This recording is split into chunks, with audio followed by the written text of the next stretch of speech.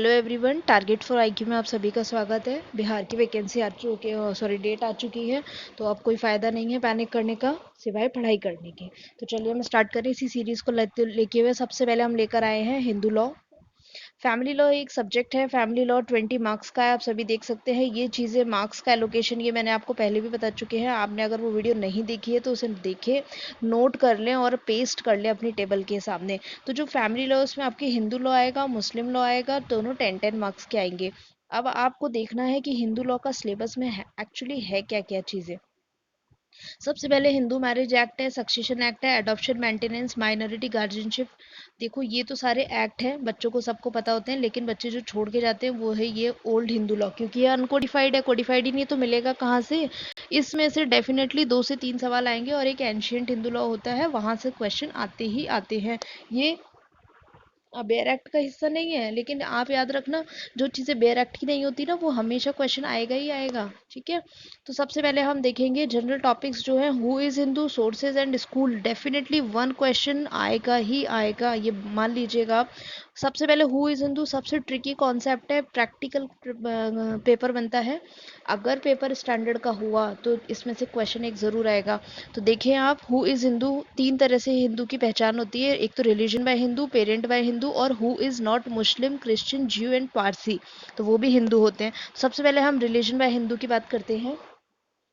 बहुत ही vast topic है, इसको ज़्यादा डिटेल में नहीं जाएंगे, मेन मेन चीज़ पढ़ते हैं। शास्त्री वर्सेस मूलदास का केस था, very important case. Shastri ji ने मूलदास को अपने टेम्पल में आने से, सत्संगी समाज के नाम से भी फेमस है ये, तो जाने से मना कर दिया। मूलदास जी सुप्रीम कोर्ट गए। सुप्रीम कोर्ट में जस्टिस गजेंद्र गडकर की उसमें 5 जजेस की बेंच थी। वेरी इंपॉर्टेंट केस है, नोट कर लीजिएगा।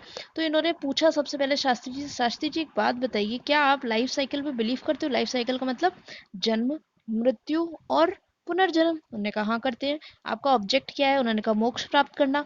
क्या आप बिलीव करते हैं गॉड मतलब देवी देवताओं पे? उन्होंने कहा हाँ करते हैं। और क्या आप कर्म पे विश्वास करते हैं? तो उन्होंने कहा हाँ करते हैं।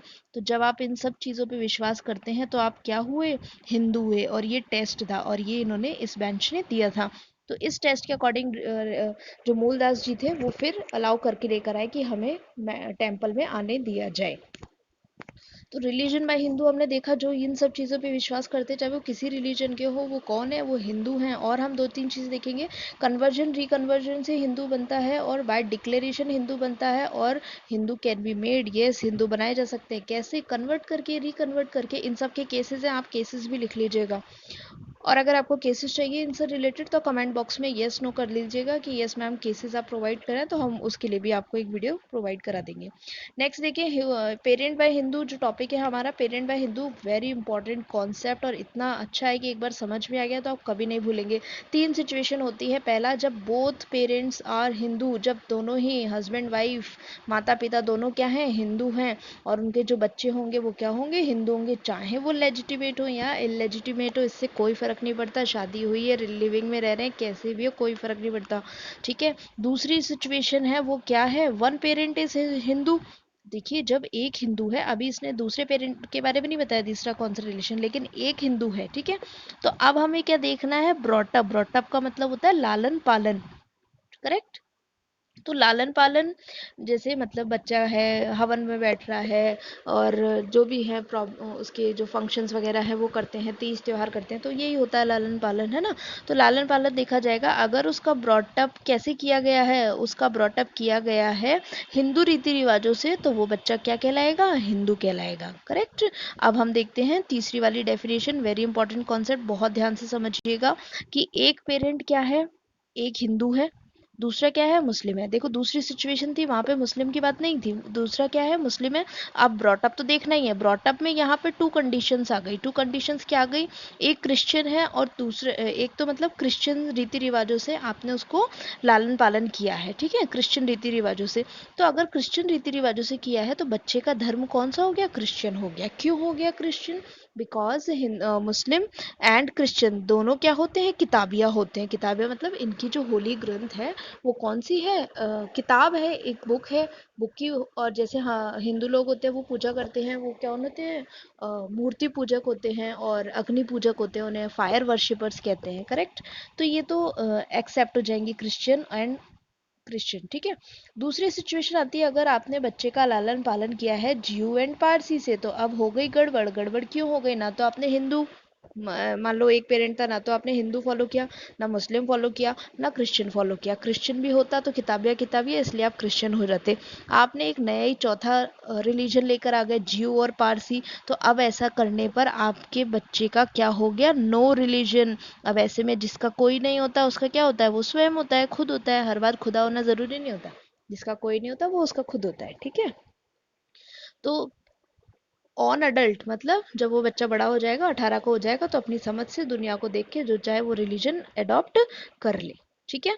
इसको हम नेगेटिव डेफिनेशन भी बोलते हैं। नेगेटिव डेफिनेशन का मतलब देखिए, यहाँ पे देखिए इसमें क्या लिखा हुआ था, who is not Muslim, Christian, ज्यू और पारसी। तो वो क्या होते हैं? वो हिंदू होते हैं, ठीक है। ये हुआ आपका एक बहुत ही इंपॉर्टेंट कॉन्सेप्ट। फिर एक आता है, काफ़ी बच्चों को डाउट होता है कि जो जैन बुद्ध सिख होते हैं वो कौन होते हैं। देखिए, जैन बुद्ध सिख भी क्या होते हैं? हिंदू नहीं है, लेकिन वो हिंदू लॉ से गवर्न होते हैं, ठीक है। तो एक तरह से क्या इन्हीं के सेक्ट हैं, इसीलिए क्या कहते हैं उनको? हिंदू लॉ इन पर अप्लाई होता है, करेक्ट। अब मैं हैं, हमारी टेस्ट सीरीज भी चल रही है और बैच चल रहा है। और ये नंबर है ना, आप इस पे फ़ोन करिएगा। काफ़ी बच्चों को डाउट होता है, मैं हर वीडियो में बताती हूँ, फिर भी 7500110314। सत्येंद्र सर हैं, वो कॉल रिसीव करेंगे। आप उनसे पूरा प्रोसेस पूछ सकते हैं, कितनी फीस है, कैसे ज्वाइन करना है, क्या क्या फॉर्मेलिटीज़ है। सर हैं, सर को आप फ़ोन करिएगा, करेक्ट।